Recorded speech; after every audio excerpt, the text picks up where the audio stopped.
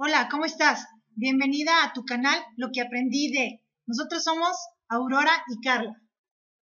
Hola, este canal nace de la necesidad de escuchar y ser escuchadas, de que nuestras historias son importantes y de que todas tenemos la posibilidad de aprender de la otra.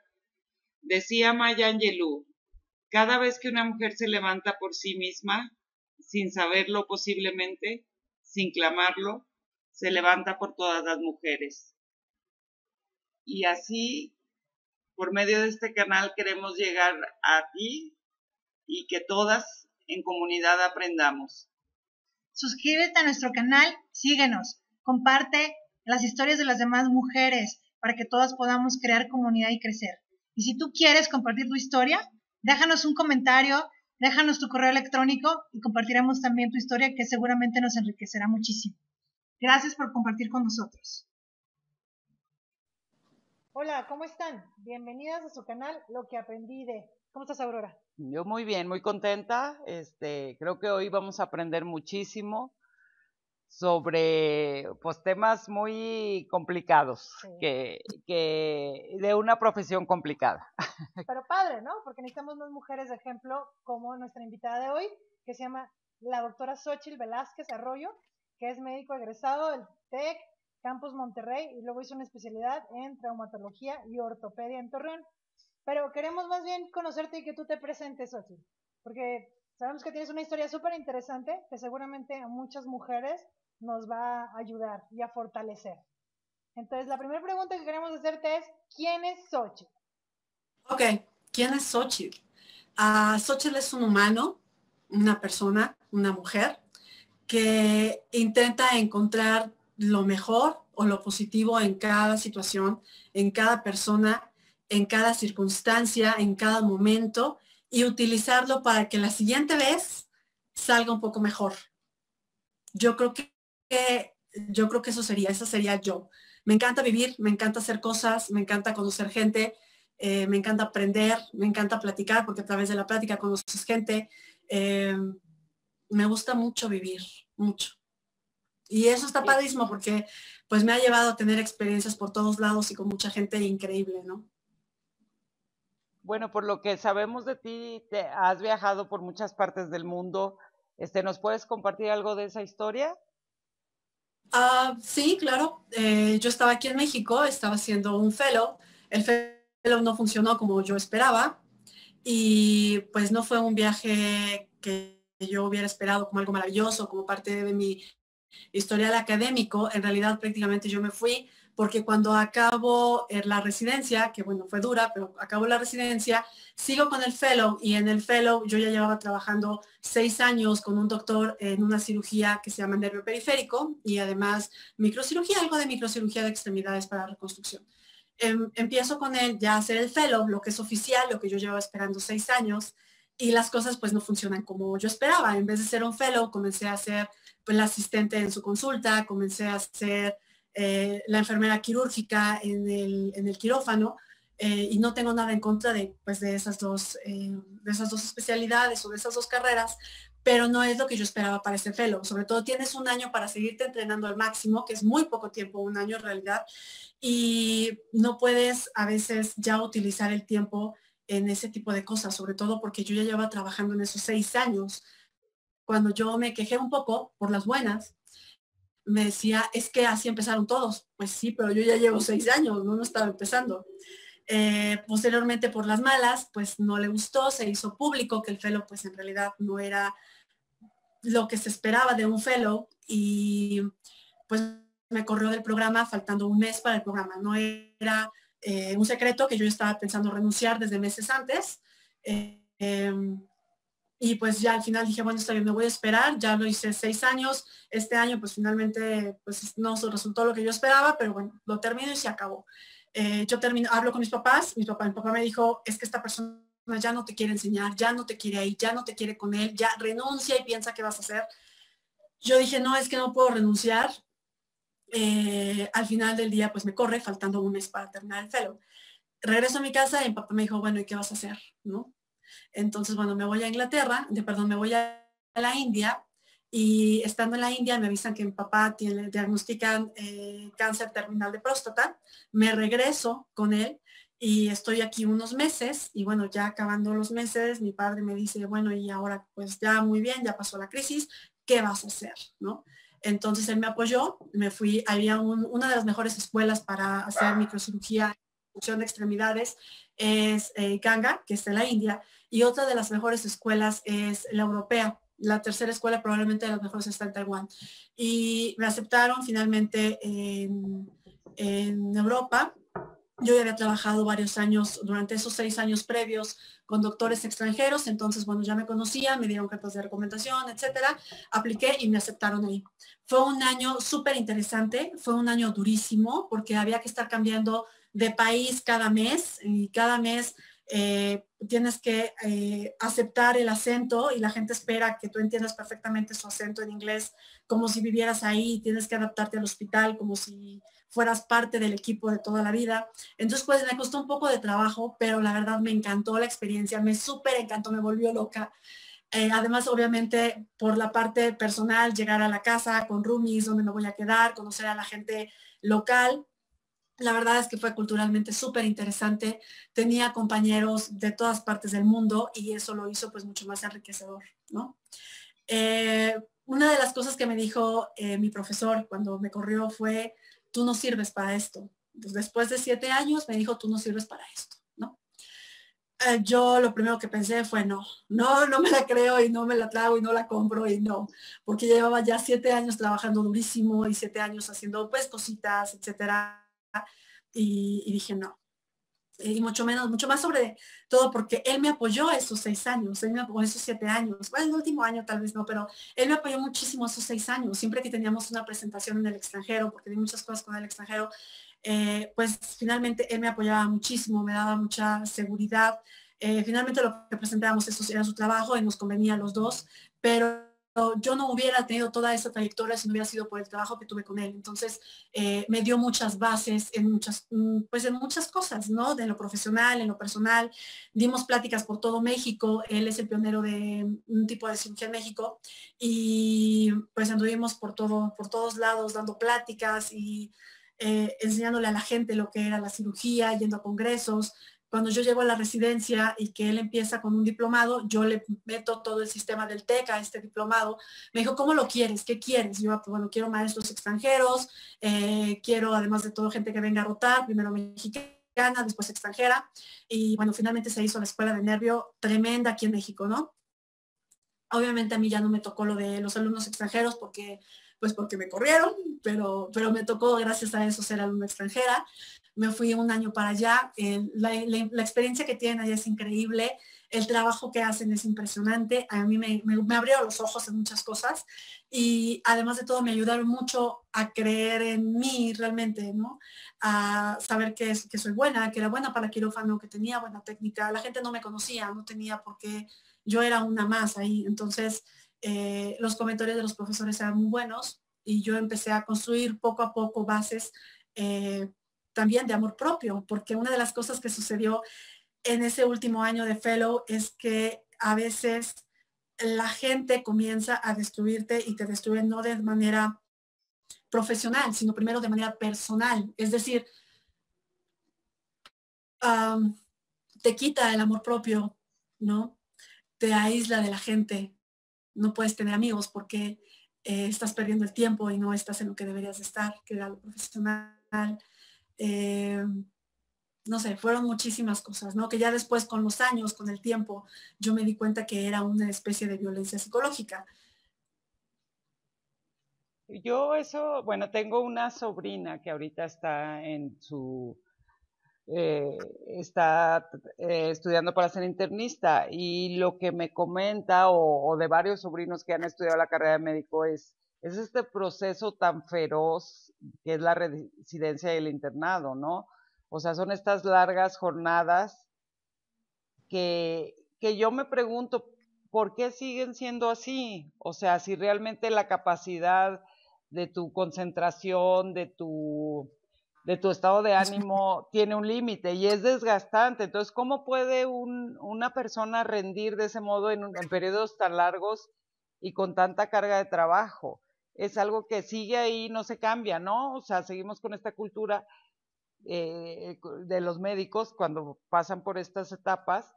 Y también, bueno, quería yo preguntarte otra cosa, ¿tuviste la diferencia viviéndolo aquí, el fellow, al extranjero?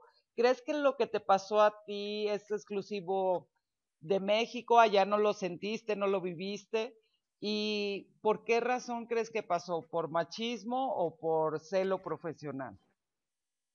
Yo creo que existe en todos los lugares del mundo. No, no creo que sea algo exclusivo de México.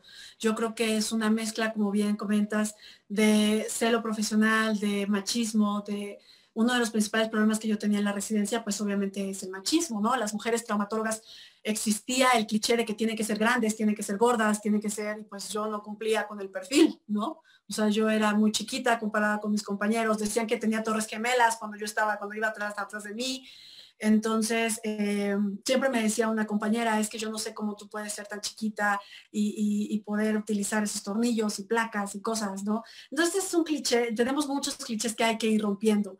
Y probablemente uno de los principales paradigmas más importantes es la madurez emocional, ¿no? O la educación emocional. Nunca nos enseñan a que existe algo que se llama educación emocional y por ejemplo, yo me acuerdo que cuando pasaba al que yo le reclamaba que no estaba de acuerdo con el FEL o algo así, me empezaba a aventar chocolates, ¿no? Porque había un comercial muy famoso en donde una mujer estaba reclamándole algo a un hombre, le aventaban un chocolate, le daban un chocolate y se convertía en un hombre y ya entonces estaba ecuánime. Desgraciadamente ese tipo de cosas nos afectan socialmente. Yo me acuerdo que, o sea, me sentía tan humillada y me molestaba mucho que me aventara los chocolates, ¿no? Sobre todo cuando cuando quería tener una conversación seria y decirle que esto no estaba funcionando. Bueno, pues mientras estuve en la residencia, sí, tenía guardias extras, tenía muchísimos castigos, tenía un compañero que era hombre, éramos solo los dos en mi generación. Cuando había algo que estaba mal, un paciente se llegaba a infectar, yo tenía que hacerle curación a todos los pacientes, ¿no? Porque pues había sido mi paciente. Pero cuando a él se le infectaba, yo le tenía que hacer curación a todos los pacientes porque era trabajo en equipo y yo no le había ayudado.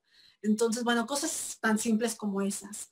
Las cosas han cambiado en el aspecto de que, por ejemplo, en Europa no hay guardias ABC, las guardias son ABCD. Por ejemplo, en Finlandia las guardias son hasta las 9 de la noche y ya después ya se vuelve más tranquilo. Pero claro, Finlandia no tiene la cantidad de población que tenemos nosotros, ¿no? Alguna vez platicábamos que ellos tienen 6 habitantes, 6 millones de habitantes, perdón. Nosotros teníamos 6 millones de habitantes en Monterrey y en México, ni hablar, somos 21 millones. Entonces, se vuelve un poco más complicado también por una cuestión de población. En cuestión de género, hay muchos tabús acerca también de cuestiones religiosas.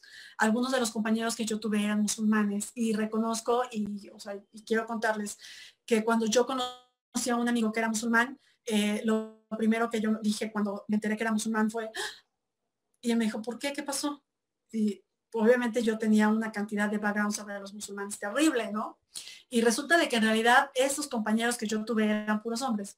Me ayudaron muchísimo, me explicaban muchas técnicas que yo no conocía, estaban siempre conmigo, me estaban acompañando. Alguna vez tuvimos un paciente, lo amputaron y me dijeron, vente al otro quirófano, yo te ayudo y vamos a ver cómo se hace y te voy a enseñar la técnica y etcétera, etcétera. Y se metieron conmigo y me empezaron a ayudar.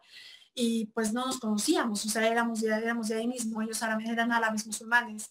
Empezamos a viajar a veces los fines de semana, todos juntos, a conocer lugares por ahí, y las cosas no son como nos comentan, la mujer no está tan subyugada como parece, o al menos estábamos alguna vez en en la comida, ¿no? Y yo estaba muy interesada en que me contaran sobre cómo era su vida.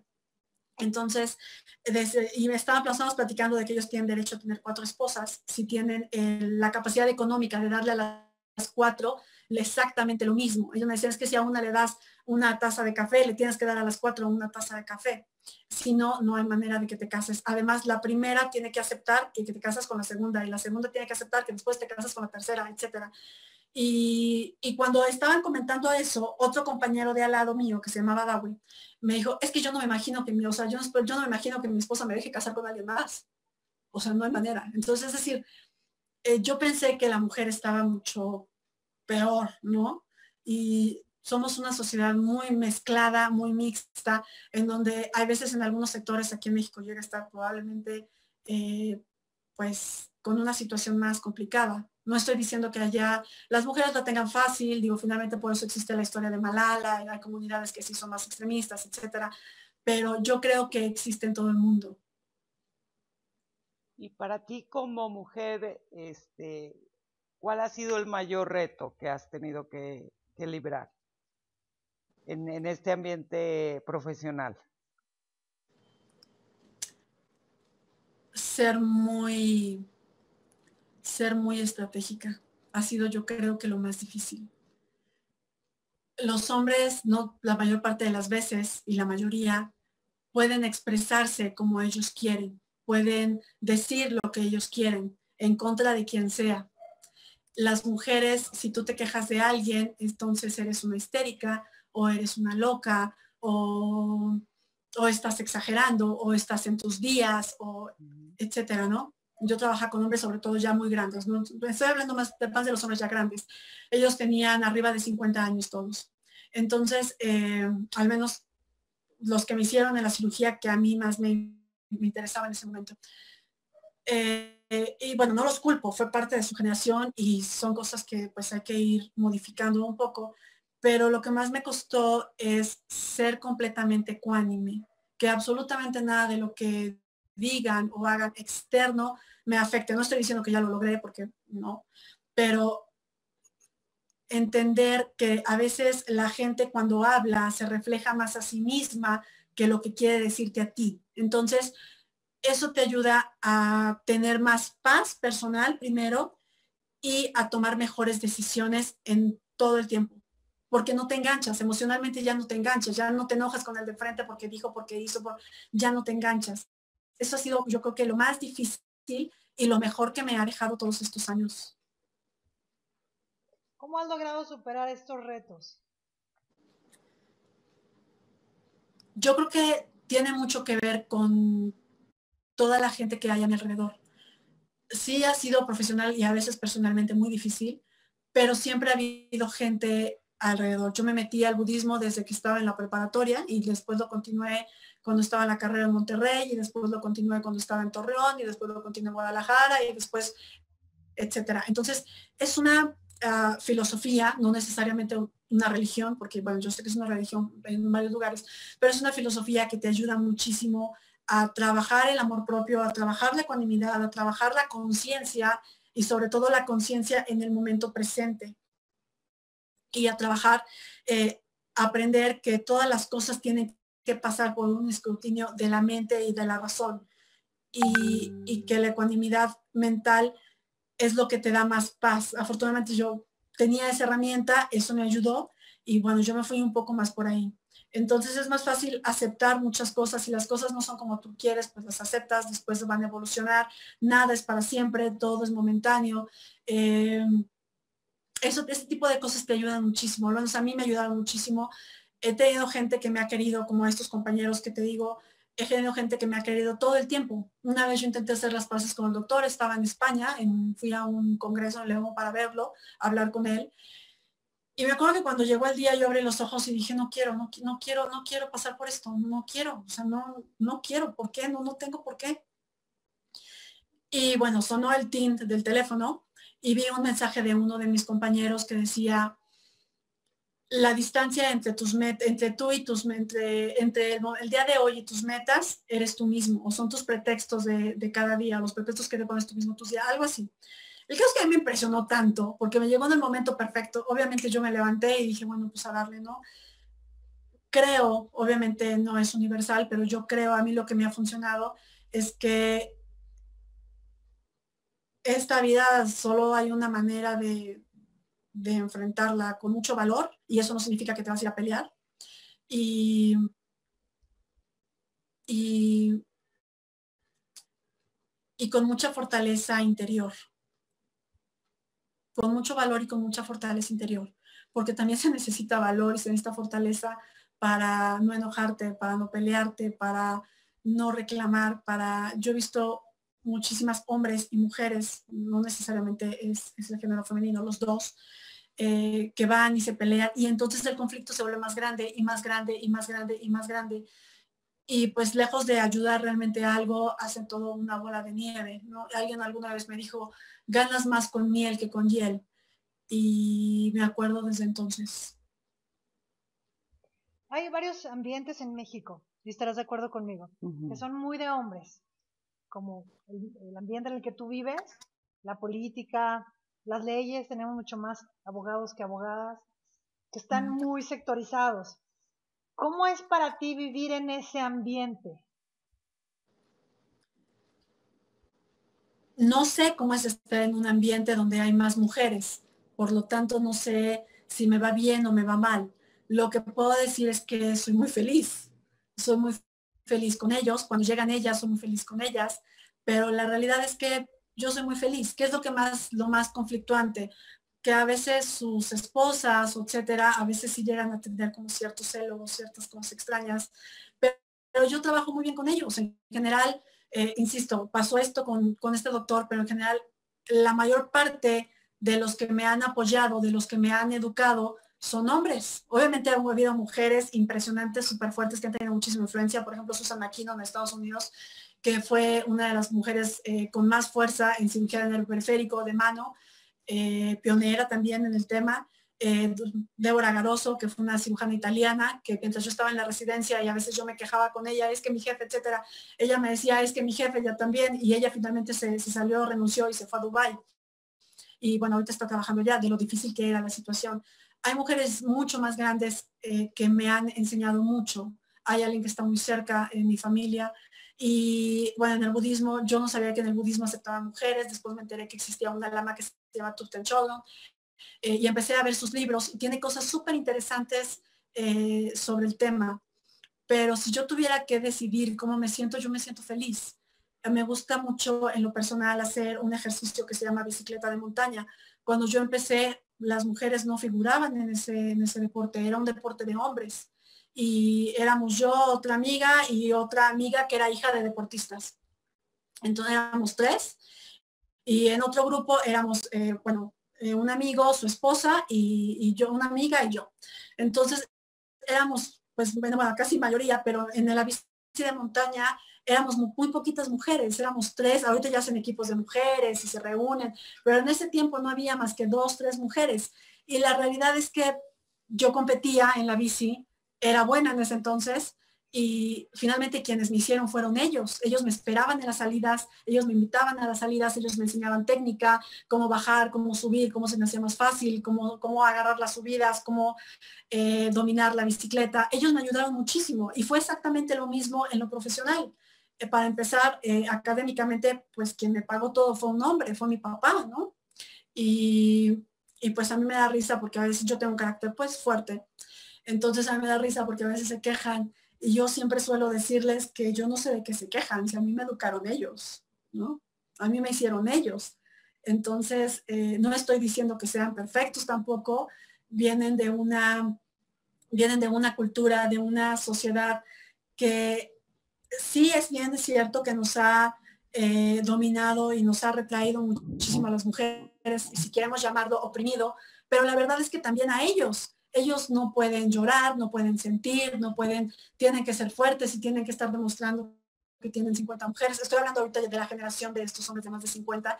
Yo decía, qué flojera, para empezar ni siquiera es cierto, ¿no? Ya cuando yo conocía sus vidas, etcétera, la realidad es que no tenían 50 mujeres y no hacían tanto, y o sea, entonces yo me reía y ya ellos se reían conmigo. Entonces no estoy diciendo que sea generalizado con todos, pero ellos también han tenido que seguir un estereotipo que emocionalmente los ha dañado mucho, sobre todo en el aspecto emocional, ¿no? De acuerdo.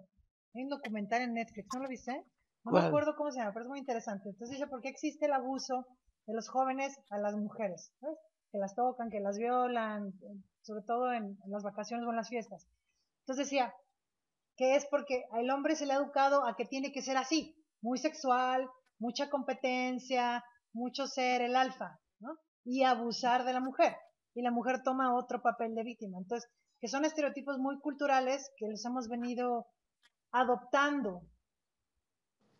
replicando hasta que ya las generaciones están empezando a decir un poco, ya no, que obviamente la mujer lleva peleando por su papel y por romper esos paradigmas años, ¿no? Si no es que, no sé, siglos tal vez. Hay un libro que se llama La papisa, si pueden leerlo, es excelente. Y, o sea, esto lleva ciclos en realidad, ¿no? Sí tenemos que abrirnos un poco más, pero no creo que se trate de una pelea entre hombres o mujeres. Yo creo que en realidad es más bien un intento que a veces funciona y a veces no funciona, porque de alguna manera estamos intentando adecuarnos, estamos intentando hacer un match, y no nada más entre hombres y mujeres, sino también entre mujeres, mujeres, hombres, hombres. Cada quien tiene una familia diferente, cada quien tiene un background o un historial diferente, y pues una personalidad distinta. Entonces, no necesariamente lo que yo hago es lo mejor, no necesariamente lo que está enfrente está mal.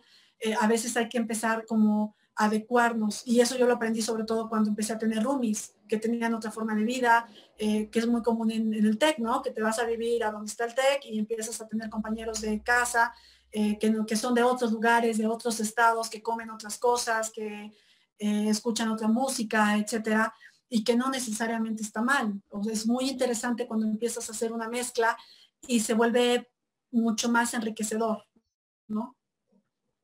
Yo creo que algo que mencionaste es muy, muy importante señalar, que es el cómo escoger tus batallas, ¿no? Esta ecuanimidad, soltar, ¿no? Que nos cuesta mucho trabajo porque a veces o nos sentimos víctimas o sentimos que se está haciendo una injusticia con nosotras y entonces nos sentimos con el derecho de gritar o de hacer una gran pelea, y creo que lo que acabas de decir es lo más sabio, ¿no? Y lo que a la larga es lo que más deja un fruto, que, que escoges tu batalla y decides cuál es tu estrategia sin sobresaltarte, y también sabiendo que igual puedes ganarla o no, pero no quedarte, no pecar de omisión.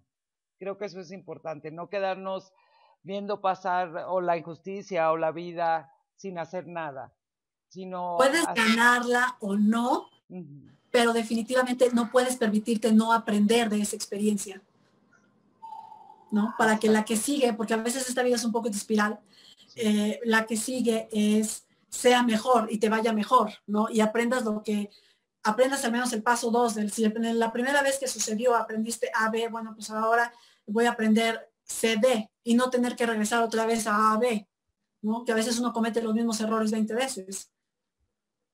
Así es. Cuando tú ves en retrospectiva, cuando eras estudiante de medicina y te ves hoy, ¿qué es lo que ves? ¿Esto es lo que tú esperabas? Sí, no.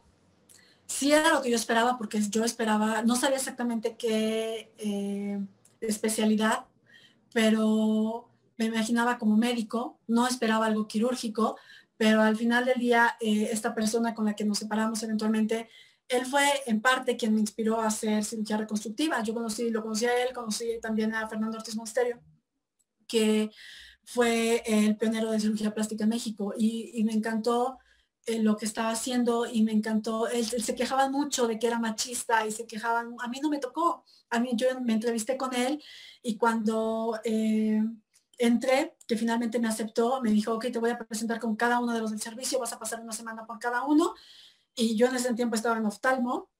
Sí, espero que mis maestros no vean esta entrevista. Yo estaba rotando por oftalmo, y cuando el doctor me dijo, ¿a partir de cuándo puedes? Yo le dije, ahorita, yo puedo desde ahorita, ¿no? Dejé de ir un poco oftalmo, me ayudó el residente que me ayudó a conocer a este doctor, y empecé entonces la rotación pues en cirugía plástica. Yo soy traumatóloga, pero en ese entonces fue cirugía plástica. Yo hice mucha reconstructiva. Me encantó lo que hacían, me encantó cómo volvía la función, me encantó cómo volvía un poco no la estética, porque nunca entré a mamas o entré a liposucciones, o ellos hacen reconstrucción, entonces hacen mucho labio paladar hendido. Me impresionaba mucho la parte estética o las orejas, o me llamaba mucho la atención que es lo que hacían. Después me fui a América Sur, ahí tuve una rotación de traumatología, conocí a este doctor y cuando dio una plática sobre la reconstrucción de nervio periférico yo me quedé enamorada. O sea, yo dije, esto es lo que yo quiero hacer. Yo estaba todavía estudiante en el TEC, nosotros tenemos 3 meses para hacer lo que quieras con quien quieras. Yo siempre le digo así. Es decir, haces un mes con un médico diferente, haces 2 meses, un mes, o haces 3 meses con un solo doctor. Tú decides lo que quieras, tú decides en qué especialidad, tú decides y decides con qué persona, en qué hospital, etcétera, siempre y cuando te acepten, ¿no? Yo creo que es una de las grandes cosas que te deja el TEC, te da muchísima apertura, es una escuela muy libre, es una escuela que te deja ser muy tú, ¿no? Te deja encontrar tu camino y eso se le aprecia muchísimo porque no todas las instituciones educativas son iguales, ¿no? Si yo me imaginaba en ese entonces como ahorita, no. No imaginé que iba a pasar por tanto, no imaginé que iba a acabar estudiando en el extranjero tanto tiempo, que iba a conocer a tanta gente. Y nunca imaginé tampoco, yo lo veía como una aspiración en ese entonces, pero nunca imaginé tampoco que en algún momento de mi vida, lo refiero como estudiante de medicina, iba a poder hacer las cirugías que hago hoy en día. No me lo imaginé. No, fui muchísimo más lejos de mis propias expectativas a cuando yo era estudiante. Y eso se lo agradezco a este doctor con el que trabajé 7 años, se lo agradezco a todos esos hombres de arriba de 50 años que me enseñaron tanto del comportamiento de sus esposas, de sus hijas, de otras compañeras que habían tenido en la residencia, etcétera, a todo lo que ellos mismos aspiraban, a todo lo que ellos eran, a lo que ellos querían. Este profesor me contactó con sus profesores, entonces yo me iba a rotar con sus profesores. Cuando ya estaba deprimida en la residencia y a veces me hablaba y me decía, ¿cómo estás? Y yo, pues fatal, o sea, ¿para qué me hablas? O sea, entonces él se volvió como una especie de segundo padre. Eso fue increíble. Hay veces que yo creo que lo que pasó no fue malo en realidad. Es una especie, a veces el universo te da diferentes formas de decir, no es por aquí, y no es por aquí, y no es por aquí. Y entonces tú intentas y tú intentas y tú intentas hasta que cada vez le vas dando más a la pared y la pared truena, ¿no? Y no entiendes que no es por ahí hasta que pues ya te dicen, no. Yo creo que no fue tan malo. Me llevó a hacer muchísimas otras cosas. Había gente que conocía mi trabajo, había gente que creyó en mí, que me enseñó a creer en mí. Cuando una vez estábamos, otra latina, argentina, en una cena, yo le estaba platicando lo que a mí me pasó, ella me estaba contando lo que a ella le pasó y fue exactamente lo mismo, ¿no? Y ella se había ido a España ya a trabajar allá. Entonces, había mucha gente de Bélgica, de Finlandia, de Rumania, gente que no habla español o que yo creía que no hablaba español. Al día siguiente, en las prácticas, me dice uno de los profesores que estaba a mi lado, al que yo respeto muchísimo, por cierto, demuéstrale a tu profesor que estaba equivocado. Yo no supe qué decir. No supe qué decir. Más adelante, cuando conocí a otro doctor japonés, que fue el que hizo... que fue quien hizo la cirugía del linfedema, o bueno, a quien le funcionó, en una plática mencionaba mucho que él empezó a hacer linfedema porque su maestro de cirugía plástica, de microcirugía, le decía que él no servía para eso, porque tenía manos gorditas, porque era tosco, porque es un hombre llenito, con manos cortas, etcétera. Entonces le decían que no servía para eso. Entonces él comenzó a entrenar y hacer 20,000 suturas de micro y hacer 20,000 cosas de microcirugía y después cada vez más pequeñas, hasta que llegó a hacer lo que ahora se llama supramicrocirugía. Microcirugía son 12 milímetros, 1 milímetro, 3 milímetros, 5. Supramicrocirugía es abajo de 0.8 micras, ¿no? Es una cosa impresionante lo que hace. Entonces, pues, ¿quién te ayuda a superar todo eso? Pues la gente que ha estado atrás de ti. Toda Y la gente creer que... en ti, ¿no? También, Claro. a la larga es creer en ti. Yo te tengo una pregunta, yo creo que todos aprendemos de todos. Como madres aprendemos de los hijos, como estudiante de los maestros. Y en tu caso, ¿cuál ha sido tu aprendizaje con tus pacientes? ¿Qué te han enseñado tus pacientes? Cosas particulares y cosas generales increíbles. Cosas particulares, una vez estaba en la residencia y me llegó una señora con una fractura distal de radio súper tranquila la señora, y cuando yo llegué, yo estaba de guardia, me dijeron, apúrate porque está gritando el marido y no sé qué, y, apúrate y baja. Bajé y la señora estaba súper tranquila, no estaba ni en un grito de dolor. Y cuando llegué, en vez de decirme qué le pasó, etcétera, me empezó a contar cosas sobre la lectura de rostro y cosas por el estilo que yo decía, a ver, espérame, su marido está gritando por allá en trabajo social de que ya atiendan a su esposa, ella tiene una fractura de distal de mano, se acaba de caer, no me acuerdo qué le pasó, tiene que ir por una radiografía, etcétera, y me está hablando de lectura de rostros en serio, ¿no? Y bueno, pues ya finalmente le dije, bueno, a ver, ahorita platicamos, ya le hice el procedimiento, fue una reducción, etcétera, etcétera. Y ya el resto, bueno, ya después todo lo demás, ¿no? Pero cuando estábamos, ya cuando terminamos ahí, que todavía su marido seguía gritoneando, eso duró como una hora, no sé cuánto tiempo, empezó a contarme sobre cómo se hace la lectura de rostro. Me dijo, es que a usted se le han complicado muchas cosas porque sus ojos son de tal manera, la frente es muy chica, entonces significa tal cosa, tiene un lunar aquí, nunca se lo quite porque eso significa que va a tener fama. Después lo olvidé, yo me lo quité porque era muy grande y podía tener tumor, cáncer, etcétera, ¿no?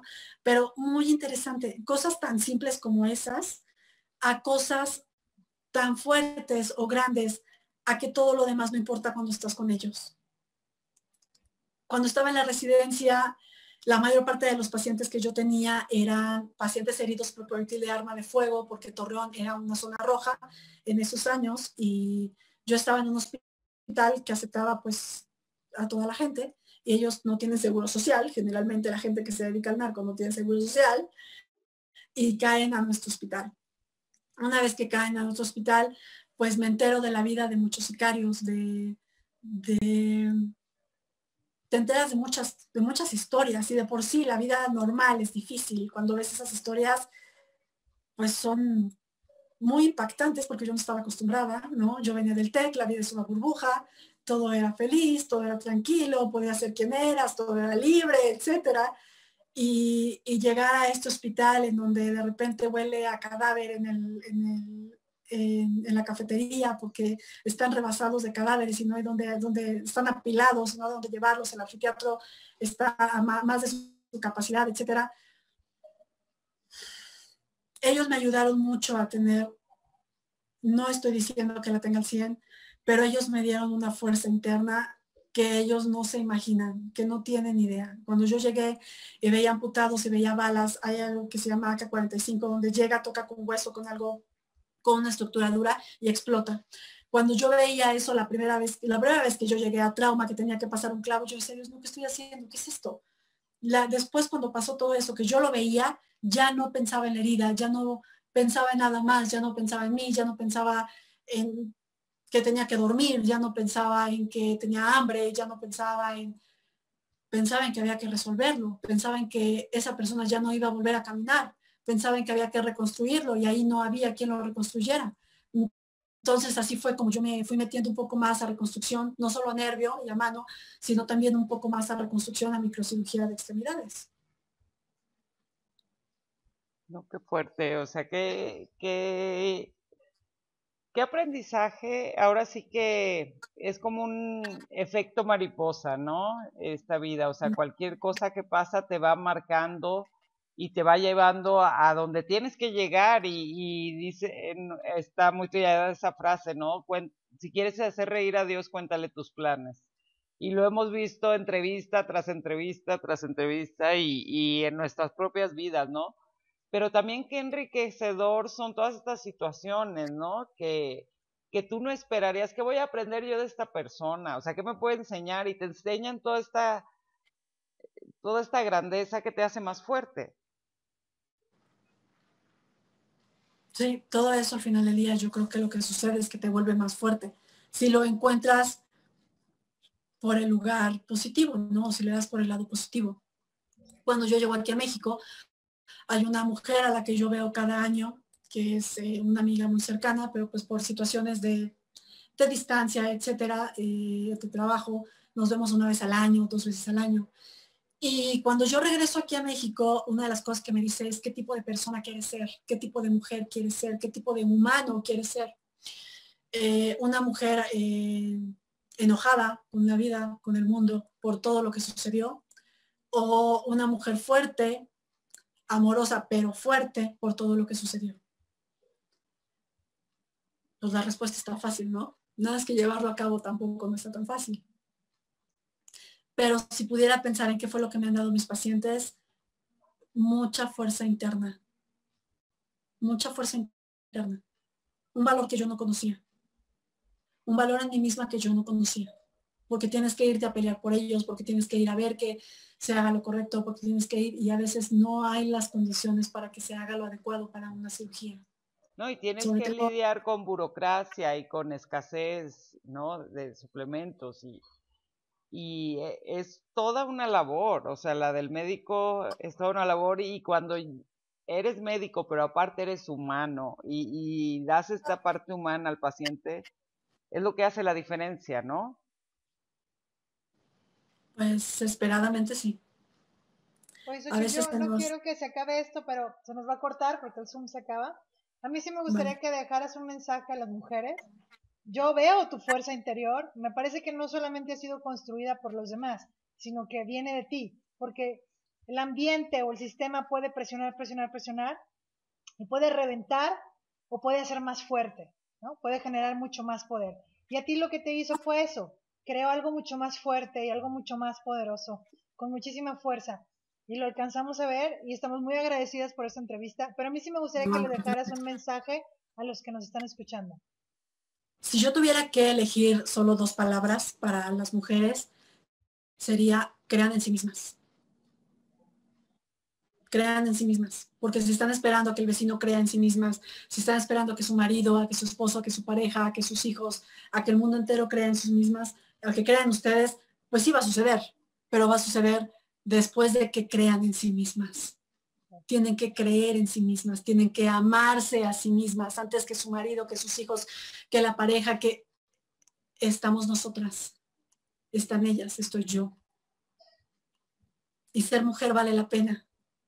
Y a lo mejor tomar esas palabras condescendientes o misóginas en que tú no la vas a hacer o como retos, ¿no? ¿Qué tal si las tomáramos como retos en vez de que nos denigraran, en vez de que nos bajaran la autoestima? Pues cada vez que te digan tú no puedes por ser mujer o por ser gordito o por ser, no es exclusivo de las mujeres, pues que sea un reto, ¿no? Soy eso y más, y lo puedo. Cuando era más joven yo lo veía como un reto. Ahorita lo ignoro un poco, porque Uh-huh. ya sé que tiene que ver más con la persona que lo dice que conmigo. A veces es un reflejo de lo que la gente, Uh-huh. tú eres un reflejo de lo que trae la gente, de los traumas, de las proyecciones de la gente. No tiene que ver realmente contigo. Por eso es que yo creo que si tuviera palabras sería crean en sí mismas. Sí ayudó todo lo externo, como bien dices, pero todo comenzó a suceder, todo cambió, todo comenzó a mejorar cuando yo creí que yo podía viajar, que yo podía aventarme los idiomas, que yo podía irme a viajar sola en la India, que podía irme a perder a no sé dónde, que cuando yo creí en mí, cuando me di cuenta que yo era valiosa, que yo valía, ¿no? Que yo creo, o sea, cuando empecé a creer yo en mí misma. Pues muchísimas gracias, Xochitl. Esperemos que luego te podamos volver a entrevistar, que ha sido muy rico, Sí. muy valioso. O te Muchas va a ser de gracias. puros viajes. ¿Y qué aprendiste en tus viajes? Sí. Tenemos No, que saber. Vamos Pues se haciendo los la agradezco cuenta. muchísimo, muchas gracias. Ojalá en la mañana yo escuché, cuando compartes lo que te sucede, no solo a veces ayudas a que sea más fácil la vida de otros, sino que también sana. Entonces creo que para todas las mujeres que han vivido algo, lo que sea, ayuda a decirlo. No una vez, 20, 30, 40. Yo en mi Facebook comparto 20,000 cosas sobre educación emocional porque creo que no sé cómo están las demás especialidades o las demás carreras, no me voy a meter, pero creo que en medicina estamos muy perdidos. Sí. Comparto mucho al respecto. Entonces, pues muchas gracias por este espacio. Muchas gracias a ti. Gracias y esperemos oírte y verte pronto. Me parece bien. Hasta luego. Hasta luego. Gracias.